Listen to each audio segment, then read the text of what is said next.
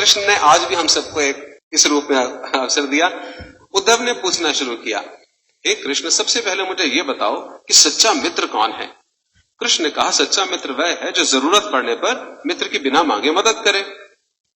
उद्धव ने कहा, कृष्ण, आप पांडवों के आत्मीय प्रिय मित्र थे। आपात बांधव के रूप में, यानी आपदा में, मुसीबत में सहायता करने वाले के रूप में उन्होंने आप पर सदा पूरा भरोसा किया। कृष्ण, आप महाज्ञानी हैं, आप भूत, वर्तमान और भविष्य के ज्ञाता हो, किंतु आपने सच्चे मित्र की जो परिभाषा दी, आपको लगता नहीं कि आपने उस परिभाषा के अनुसार कार्य नहीं किया? आपने धर्मराज युधिष्ठिर को द्यूत क्रीड़ा यानी जुआ खेलने से क्यों नहीं रोका? ठीक है, आपने उन्हें नहीं रोका, लेकिन आपने भाग्य को भी धर्मराज के पक्ष में नहीं मोड़ा। आप चाहते तो युधिष्ठिर जीत भी सकते थे। उसके बाद जब उन्होंने अपने भाइयों को दांव पर लगाना शुरू किया, तब तो आप सभा कक्ष में आ सकते थे। आपने वो भी नहीं किया। उसके बाद जब दुर्योधन ने पांडवों को सदैव अच्छी किस्मत वाला बताते हुए द्रौपदी को दांव पर लगाने को प्रेरित किया और जीतने पर सारा कुछ वापस कर देने का लालच किया, कम से कम तब तो आप हस्तक्षेप कर सकते थे। अपनी दिव्य शक्ति के द्वारा आप पासे धर्मराज के पक्ष में मोड़ देते। इसके स्थान पर आपने तब हस्तक्षेप किया जब द्रौपदी लगभग अपना शील खो रही थी। तब आपने उसे वस्त्र देकर द्रौपदी के शील को बचाने का दावा किया। लेकिन आप ये दावा भी कैसे कर सकते हैं कृष्ण? उसे एक आदमी घसीटकर हॉल में लाता है और इतने सारे लोगों के सामने निर्वस्त्र करने के लिए छोड़ देता है। ऐसे में एक महिला का शील क्या बचा? आपने क्या बचाया कृष्ण? अगर आपने संकट के समय में अपनों की मदद नहीं की तो आपको आपात बांधव कैसे कहा जा सकता है? आपने संकट के समय में मदद नहीं की तो क्या फायदा? क्या यही धर्म है? इन प्रश्नों को पूछते हुए उद्धव का गला रूंध गया और उसकी आंखों से आंसू बहने लगे। हंसते हुए भगवान कृष्ण बोले, प्रिय उद्धव, ये सृष्टि का नियम है कि विवेकवान ही जीतता है। उस समय दुर्योधन के पास विवेक था, इसलिए वो जीता, धर्मराज के पास नहीं था। यही कारण था कि धर्मराज पराजित हुए। उद्धव हैरान हुआ और उद्धव को हैरान देखकर कृष्ण आगे बोले, दुर्योधन के पास जुआ खेलने के लिए पैसा और धन तो बहुत था, लेकिन उसके पास 500 का खेल उसे नहीं खेलना आता था। इसलिए उसने अपने मामा शकुनी को द्यूत क्रीड़ा के लिए प्रयोग किया, जुए के लिए उपयोग किया। यही विवेक है।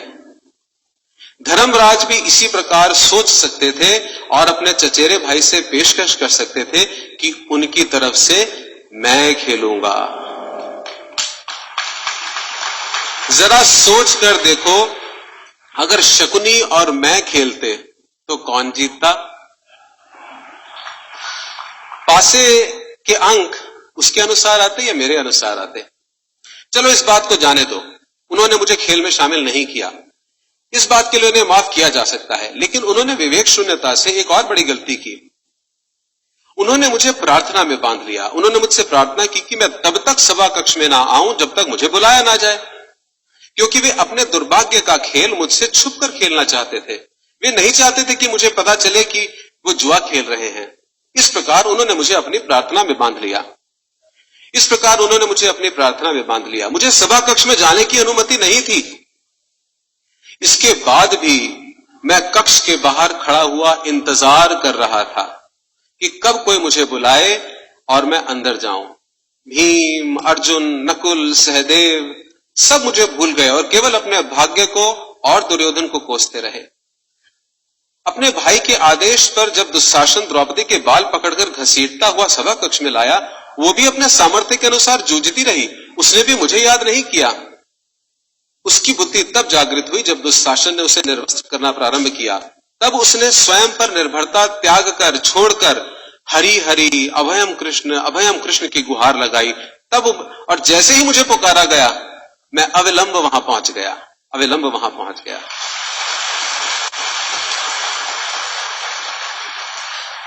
अब बताओ इसमें मेरी गलती क्या है?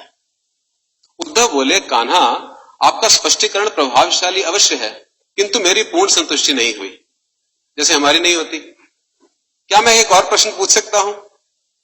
कृष्ण की अनुमति से उद्धव ने पूछा, इसका अर्थ ये हुआ आप तभी आओगे जब आपको बुलाया जाएगा? क्या संकट से घिरे अपने भक्त की मदद करना आपका कर्तव्य नहीं, आपको स्वतः नहीं आना चाहिए?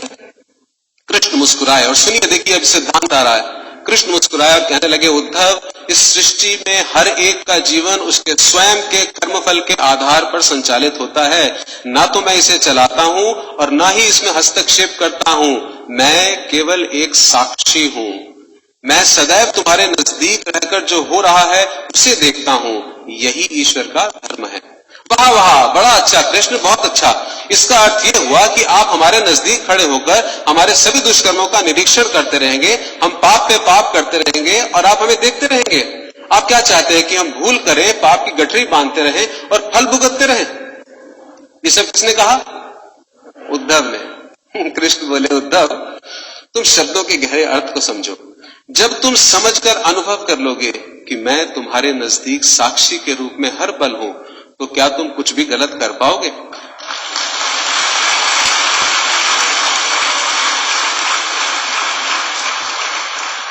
जब तुम ये भूल जाते हो और ये समझने लग जाते हो कि तुम मुझसे छुपकर कुछ भी कर सकते हो, तभी मुसीबत में फंसते हो।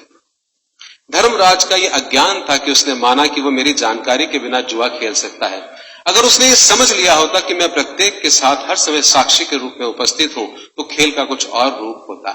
भक्ति से अभिभूत उद्धव मंत्र मुग्ध हो गए और बोले, प्रभु, कितना गहरा दर्शन आपने दिया, कितना महान सत्य है।